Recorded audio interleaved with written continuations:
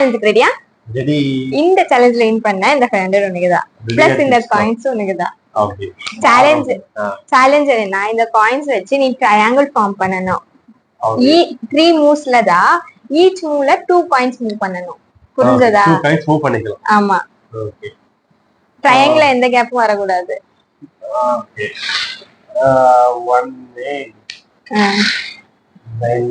என்ன இது ட்ரையாங்கிள்ல கேப் வரக்கூடாதுன்னு சொல்ல. இதுக்கு பதிலா பெரிய காயின் போட்டா அந்த போகுது. ஆஹா, இங்க இருக்கிறதா ட்ரையாங்கிள்ல கேப் வேற வந்திருக்கு. அதுவும் வந்து லாஸ்ட் மூவ் வந்து நீ 2 மூவ்ஸ் யூஸ் பண்ணல, ஒரே ஒரு காயின் மட்டும் தான் யூஸ் பண்ண. ஒரு மூவ்ல கண்டிப்பா 2 காயின் மூவ் பண்ணனும். இல்லனா ட்ரையாங்கிள் எப்படி இப்படி தான் வருமா? என்ன இஷ்டத்துக்கு மூவ் பண்ணிட்டு இருக்கற? தப்பு. ஆமா.